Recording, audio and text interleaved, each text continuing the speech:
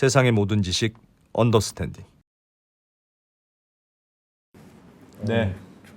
네, 우리 장수원 기자도 지금 계속 탐하고 있는 QCY 네. 노이즈 캔슬링 헤드폰입니다.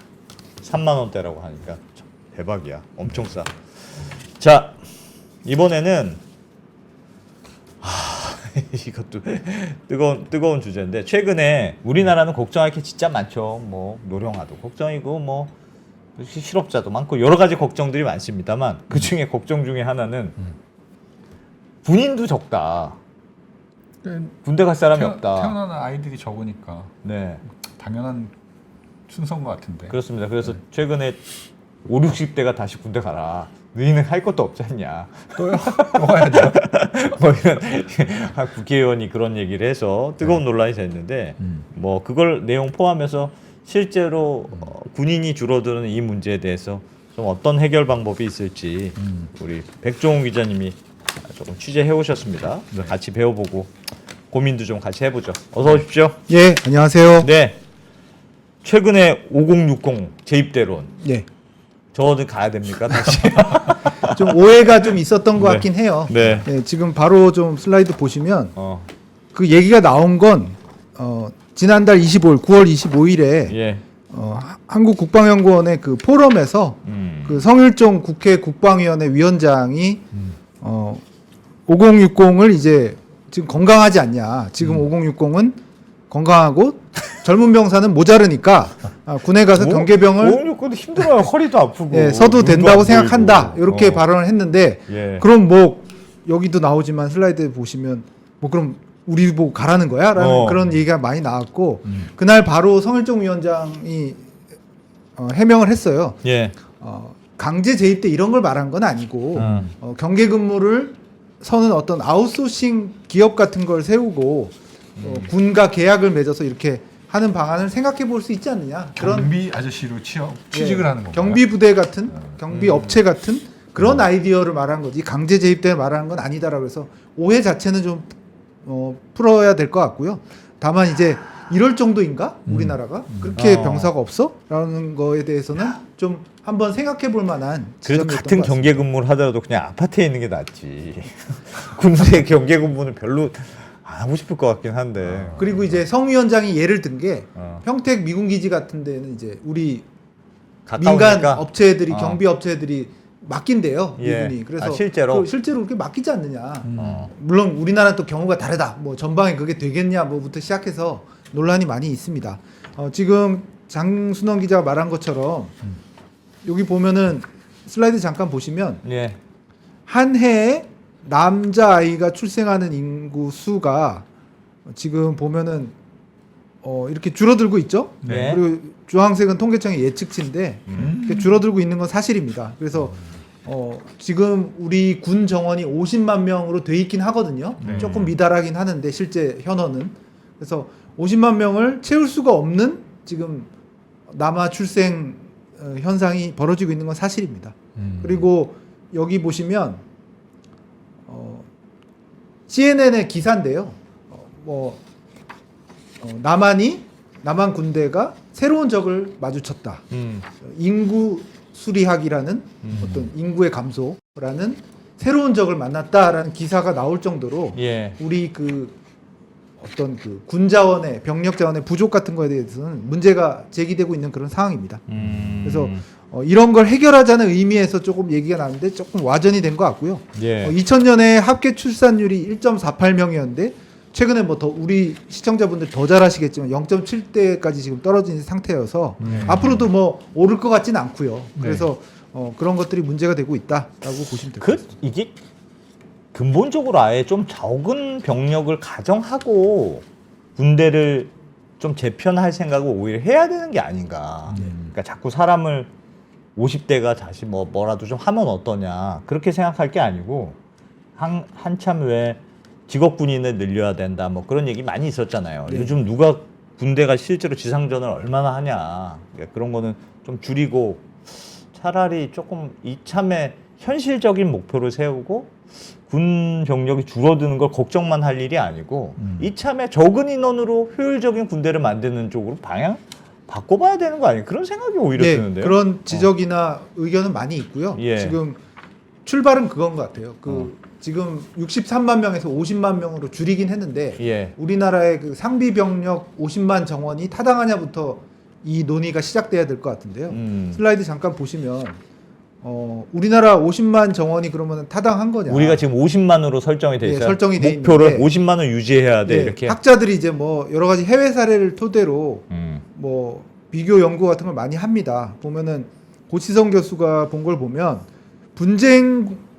분쟁국가 18개국의 어떤 병력 수를 뭐 인구, 국방비, GDP, 뭐 분쟁국 수, 뭐 여러 가지 병역 제도의 특징, 징병제 그런 거 해서 가중 평균에서 산출하면 46만 명 정도가 조금 넘는데요. 예. 그래서 어느 정도의 상비 병력이 필요한 건 사실이다라고 군 전문 학자들은 얘기는 하고 있습니다. 그리고 숭실대 김태형 교수 같은 경우도 오늘 통화를 해봤는데 예. 지금 50만이 약간 안 되는 정원이 설정되어 있는데 45만 정도는 필요할 것 같다고 학자로서는 생각한다라고 생각하고 그 이유는 뭐 논문으로 많이 나와 있는데 어쨌든 짧은 기간에 우리나라를 많이 방어하기 위해서는 물론 지금 평시에는 뭐 인력이 남아도는 것 같은데 과학전 아닌가라고 생각할 텐데 그래도 단기전으로 벌일 때는 뭐 한 45만 정도 지금 현 수준에서는 상비 병력이 있어야 된다라는 게 학자들의 설명입니다. 북한이 참고로 128만 명의 상비군을 갖고 있거든요. 예. 그리고 북한은 뭐 준군사 조직, 뭐 노농 적이대 뭐 그런 거 있어서 준군사 조직이 뭐 몇백만 명이라고 하잖아요. 언제든지 투입될 수 있는 네, 예비군. 네. 뭐 예비군이 가장 많은 나라로도 꼽히거든요. 북한이.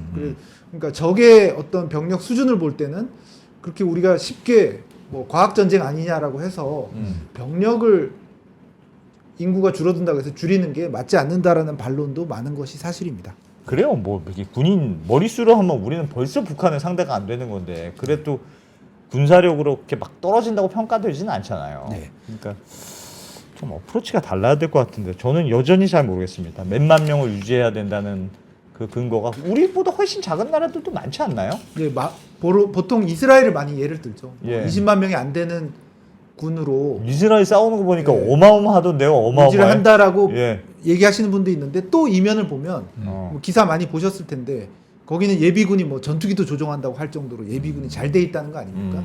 그리고 뭐 좀 민감한 얘기인데 징병도 남녀도 뭐 같이 예, 하고요. 예. 뭐 그런 것들이 있기 때문에 그냥 단순 비교로 이스라엘은 20만 명도 안 된다. 과학 강군 아니냐 이렇게 얘기하기는 또 쉽지는 않은 면이 있고요. 또 우리는 분단 국가로서 주적하고 굉장히 네. 그 분쟁이 첨예한 곳에 있기 때문에 물론 이스라엘도 뭐 분쟁 지역이라고 할 수 있지만 저는 아직도 그런 차이가 있다라는. 왜냐면 군대 있을 때 맨날 화단 가꾸고 뭐 그런 거 하던 기억만. 그러니까 인력이 남아도니까 화단 누가 가꾸고 청소도 맨날 하고 뭐 집 짓고 뭐 이런 거 했던 게 아닌가. 실제로도 그 저희 그 휴전선이 있잖아요. GOP의 그 경계 병력들이 몇만은 투입돼 있을 텐데 예. 사실 그 전쟁 나면은 뭐 거기는 뭐 그만 초토화된다고 봐야 되잖아요. 네. 그런 인력까지 그렇게 많이 일종의 그분들을 다 전투 병력으로 쓰고 있는데 그런 병력까지 포함해서 50만 명이나 이거 갖고 가야 되나 하는 생각 저도 사실은 좀 있습니다. 어쨌든 그 네, 5060을 뭐 군 아웃소싱 조직으로 뭐 해야 된다라는 어떤 당위성에 대해서 기본적인 걸 짚어봤고요. 예. 지금 슬라이드 잠깐 보시면 네. 지금 현 병력 수준이에요. 정원은 50만인데 약간 안 되죠. 네. 48만 언저리에서 왔다 갔다 하는데 저건 뭐예요? 저 그래프는 뭡니까? 향후에 군 병력이 어떻게 갈 것이다라는 예상 학자들의 예상 그래프입니다. 야. 정원은 50만 명인데 파란 선이죠. 네. 밑으로 이제 실제 가정은 뭐 색깔별로 있는데 가정은 예를 들어서 뭐 복무 기간을 어떻게 유지했을 때 지금 육군 기준으로 18개월이잖아요. 예. 그래서 이런 것들을 유지했을 때 뭐 아니면 뭐 여러 가지 가정들을 달리했을 때라도 모든 가정들을 보더라도 쭉 줄어든다. 어마어마하게 네, 줄어들긴 어마어마하게 하네. 인구 절벽 때문에 남아가 출생하는 게 줄어드니까요. 그래도 그래서- 30만 명 정도까지 유지가 되나 보네요. 네, 이 정도 선에서 유지가 됩니다. 30만 명이면 충분하지. 장순원 기자 제목 나왔다. 장순원 기자. 우리나라 군대 30만 명이면 아니, 충분해. 아니 뭐 워낙 뛰어나니까 뭐 장갑 능력이랑 뭐 전차 능력이랑 이렇게 네, 뛰어나니까. 알겠고요. 네. 그래서 많이 모자란다는 거고 예, 이 최소 예를 들어서 2035년이면 11년 후인데 예. 학자들은 대부분 최소 3, 4만 명 이상 부족하고 많게는 8만 명 이상 부족할 것이다라고 학자들이 연구를 하고 있고요. 네. 그래서 이걸 어떻게 메울 것이냐 보면은 지금 하고 있는 노력 뭐 놀고 있는 건 아닙니다. 우리 군이나 국방당국이 군무원을 확대해서 행정 지원이나 사무 같은 거는 좀 군인이 하지 않고 군무원으로 좀 부담을 넘겨보자라는 네. 거고 보충력 사회복무요원 같은 거 매년 3만 명 이상 가고 있는데 이런 것들을 좀 현역으로 좀 돌려보면 어떠냐라는 거고 사회복무요원이 뭐 옛날로 치면 그 방위, 신체 등급 방위. 4등급 예전 뭐 방위. 받으면 현역을 안 가고 뭐 다른 데로 예, 가는 예, 데가 다른 데 나오죠? 뭐 구청이나 뭐 이런 데 아, 근무 동사무소 아니고 주민센터 같은 데 네. 일하시는 분들 있잖아요. 그런 거를 현역으로 좀 가능하면 좀 판정을 좀 돌려보고 중간 간부, 부사관이나 뭐 중위 대위 같은 그런 허리에 해당하는 군 간부들을 좀 늘려보자. 뭐 그런 얘기를 하고 있고요. 네. 이게 현재고 이제 지금 나오는 민간 아웃소싱을 좀 도입해 보면 어떠냐라는 것이 있고 여군을 직업군인 중에 지금 직업군인 중에 여군이 한 장교 중에 한 8% 정도 달성을 했다고 해요. 예. 그거를 뭐 많게는 25%까지 직업군인 중에 장교 중에 여군을 좀 늘려보자. 예. 뭐 이런 중기적인 방안이 있고 네. 아주 장기적으로는 모병제로 전환하면서 좀 병력 수보다는 과학 강군으로 바꿔보자란 말이 있는데 또 처음으로 돌아가는 얘기죠. 네. 단기적으로는 우리나라 같은 첨예한 분단 국가에서는 상비군이 필요하다, 많이 필요하다라는 얘기가 일단 당장은 그러니까 직업 군인을 빨리 늘려야 되는 거 아니에요? 직업 군인? 네, 예. 직업 군인을 빨리 늘리는 게 당장은 제일 할 수 있는 방법일 것 같은데요. 예, 그렇습니다. 지금 어. 좋은 지적이신 것 같은데요. 지금 예. 슬라이드 다시 보시면 국방부가 그 5년 단위로 뭐 정기 전력 계획 5년 단위로 세우듯이 국방부 중기 계획을 세워서 공개를 하는데 네. 여기도 보면 해법으로는 일단은 군은 중간 간부 확대를 들고 있어요. 그러니까 저 예. 당장 모병제로 금방 못 가요. 네, 그 금방 못 가니까. 여성 군대 문제도 너무 예민한 문제고 예. 당장은 일단은 급한 대로 직업 군인이 많아지면 예. 병이 좀 줄어들어도 어느 정도 커버가 될 테니. 그렇습니다. 뭐 그리고 또 고급 병기는 이런 간부가 네, 또 네. 조정을 해야 될 거니까요. 예, 중소련의 상사 이런 중간 간부를 6천 명 이상 늘리겠다.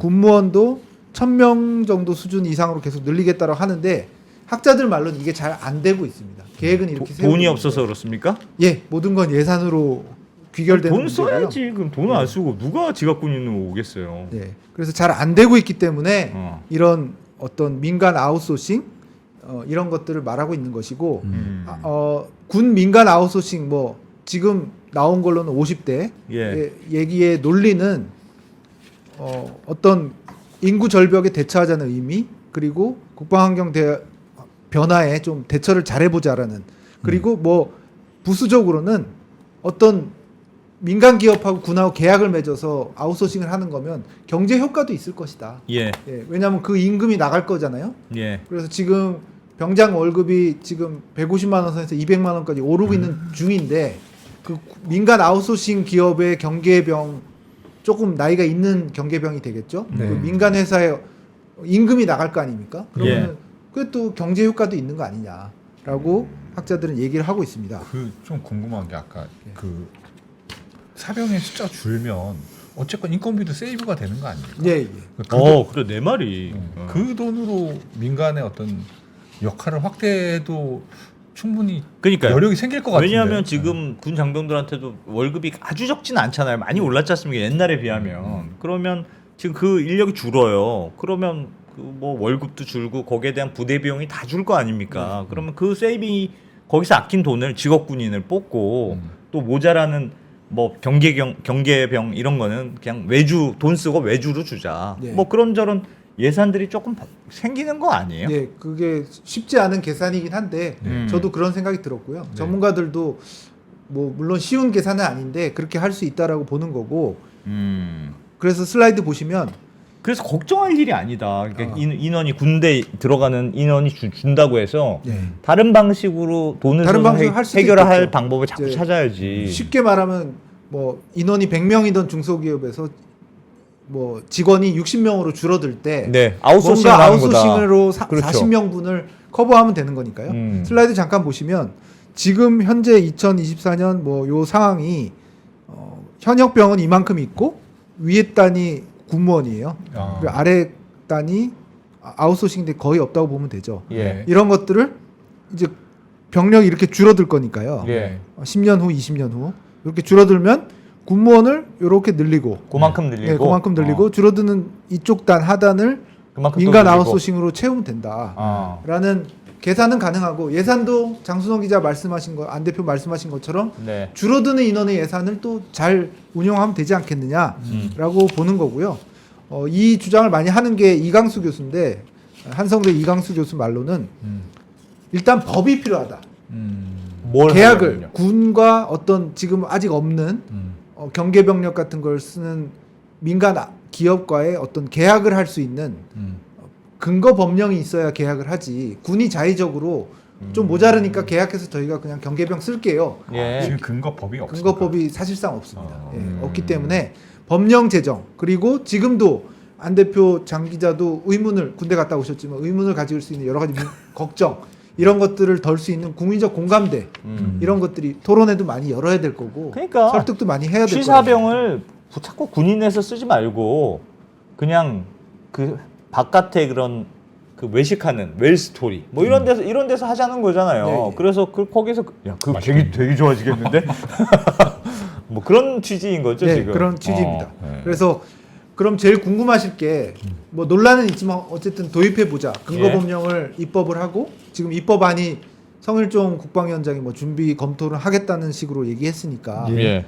그럼 뭘 하면 되느냐? 네. 이거는 이제 뭐 복잡한데 이강수 교수가 만든 표인데요. 뭐 전문가들 패널 조사를 통해서 군 아웃소싱 할 때 뭘 하면 좋겠냐라고 물었을 때 전문가들은 네. 일단 경호 경비 그리고 주둔지 방호 뭐 주로 경계 병력이죠. 아, 그런 그리고- 거는 누가 해도 되는 거 예, 아니야? 예. 아웃소싱 해도 되는 거 그리고 아니야? 아까 안 대표가 말씀하신 어떤 뭐 취사병. 밥 취사병. 밥 취사병 뭐 이런 그래. 것들 취사병, 예, 이발병 이런 것들을 뭐 우선적으로 거. 할 수 있을 것 같다. 어. 그리고 조금 더 나아간다면 뭐 작전 지원이나 행정병 이런 예. 것들을 좀 아웃소싱으로 바꿀 수 있지 않겠느냐. 법이 제정된다는 전제로. 그러면 병과로는 뭐가 있을 수 있느냐. 병과로는 뭐 인사나 공보, 정훈 아니면 어떤 그 군수 이런 것들을 좀 아웃소싱으로 검토할 수 있지 않겠느냐라고 예. 이강수 교수는 말을 하고 있습니다. 인사 이런 것도 사실 말은 되죠. 아주 뭐 특급 그런 인사 말고 아주 일상적인 인사 업무들이 많잖아요.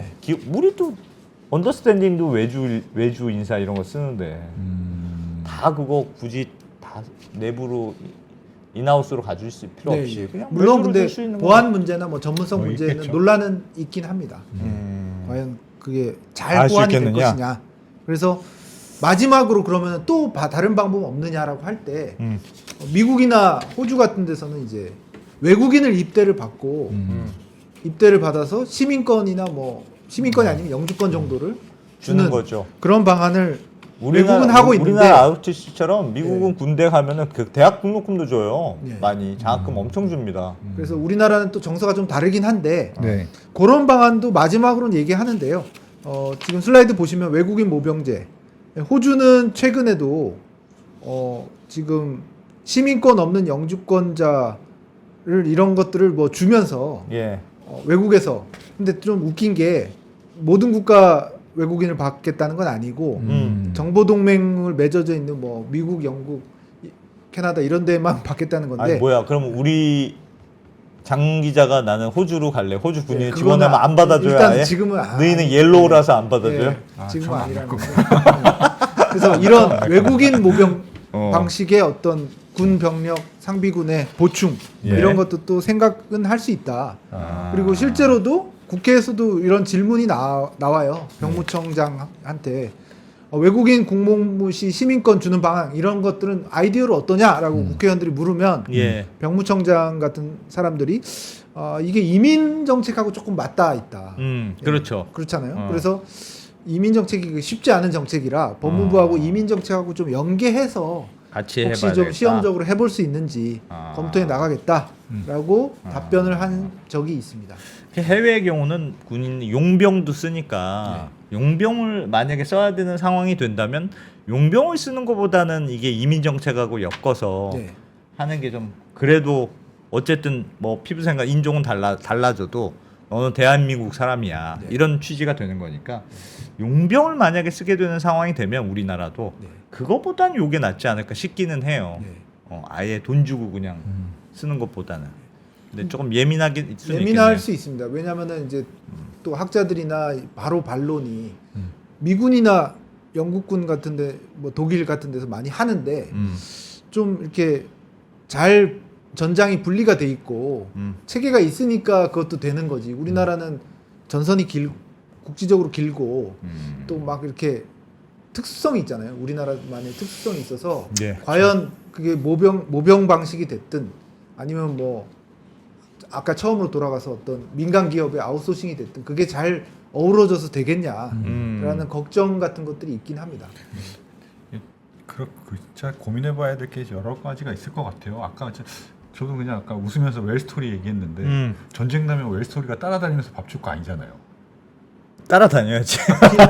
전시의 기능을 잘 못할 수가 있죠. 네, 물론 그렇네요. 여러 가지 군에 생각해볼 잘 수 있을 것 같아요. 유기적으로 작동해야 다 자급자족이 가능해야, 네, 가능해야 무슨 일이 있어도 전시에도 어쨌든 그 돌아가는 작동을 건데. 하겠죠. 네. 평시에는 잘 작동하던 그런 아웃소싱이 전시에는 뭐 완전히 그럴 수 무너져가지고 있으니까. 작동을 안 할 수도 있고요. 그건 그런 맞는 것들 말씀이네. 걱정되는 사안들이 있고 특히 뭐 미군 같은 경우에는 전 세계 그 뭐 140만 명이 지금 전 세계에 파병돼 있지 않습니까? 예. 그러니까 뭐 MRO든 PMC든 쓸 수밖에 없는 상황이다.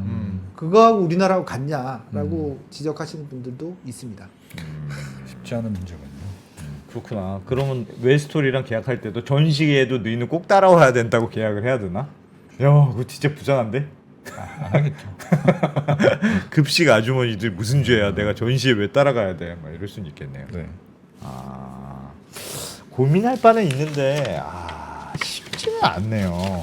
근데 뭐 불가피하게 할 때 무슨 방법이든 선택은 해야 되겠네요. 예. 어쨌든 군 자원이 줄어드는 거는 현실이고 예. 사람이 더 태어나지 않는 이상 말씀하셨던 대로 뭐 외국인을 받든 아니면 뭐 아웃소싱을 하든 5, 60대가 들어가든 뭔가 지역군인을 차라리 늘리든 소수정예로 간다 우리는 뭐 그걸 하든 뭐 뭐든지 할 땐 결론을 내긴 내야 되겠군요. 예, 예. 그 인구가 줄어드는 거는 뭐 그냥 뭐 통계학자들이 뭐 디폴트고 어렵게 분석 안 해도 바로 예. 알 수 있을 정도로 지금 절벽 상황이니까 걱정이 많이 되는 건 사실이고 이게 지금 북한은 128만 현역 군인의 수백만의 예비군이 있잖아요. 예. 그러니까 어떤 적이 주적에 맞춰서 우리도 상비군 구분을 유지할 물론 우리가 장비가 낮다고는 하지만 예. 유지를 해야 되기 때문에 뭔가의 방법은 써야 됩니다. 그냥 단순히 5060이 좀 건강하고 의욕이 있으니까 뭐 아웃소싱 써보자 이전 정도의 차원은 아닌 것 같아요. 생각보다 절박하고 국방 차원에서 대책을 세워야 될 시점이다. 그게 좀 약간 해프닝처럼 됐는데 말이 나온 건 해프닝처럼 예. 됐는데 어떤 사실은 심각한 배경이다. 심각한 배경이다. 지금 뭐 교사도 지금 남아둔다고 하고 예. 중학교들 전국의 중학교들 지금 비어간다고 하잖아요. 예. 그만큼 군도 절박하다. 군 상비군 체계 문제에 대한 대비도 절박하다라고 좀 깨우칠 수 있는 계기가 될 수는 있을 것 같습니다. 그러네요. 근데 이제 저는 군대도 많이 변해야 된다. 군도 왜 그냥 병사들 뽑아다가 화단 정리시키고 맨날 뭐 하고 땅 파고 선배 군대 다닐 때 20년 전 얘기. 무 심고 지금은 저는 안 그 그러겠죠. 무를 그렇게 많이 심었어. 저는 땅 지금은 안 파고 그러겠죠. 땅 파고 무 심기. 그걸 왜 시키냐고 대체. 아직도 한이 맺혀있죠. 아니 그러니까 그렇게 그냥 인력이 너무 남아도는 군 운영을 하다 보니까 그냥 뭐 우리가 너희가 뭐 돈들이 뭐하니? 심지어는 동네 인근에 동네 주민의 농사일 바쁘면은 그냥 가서 좀 대민 도와줘. 대민 지원 가서 밥 한 끼 얻어먹고. 이 인원이 너무 남아서 그랬거든요, 사실은. 근데 지금은 군 인원이 줄어들 만큼 줄어든 이 자원에서 콤팩트하게 어떻게 활용할 것이를 먼저 고민해야지. 네. 자꾸 그 고민은 안 하고 이거 여기로 대체해야 됩니다. 저기로 대체해야 됩니다만 먼저 나오니까 사실은 저는 자성이 먼저 있어야 된다고 생각합니다. 네. 근데 갔다 왔어요. 왜 그 무를 심기 무심기 안 해보셨습니까? 땅 파고 무심기? 그 겨울에 꼭 하는 건데 안 해봤습니다. 안 해봤습니까? 제초 이런 건 많이 하죠. 저 때만 해도 군대 좋아졌나 봅니다. 그랬나 봅니다. 이야. 네, 알겠습니다. 예. 심각한 고민이죠. 군대 문제도. 네. 우리나라는 참 문제가 많네. 백종훈 기자님이었습니다. 예. 고맙습니다. 고맙습니다.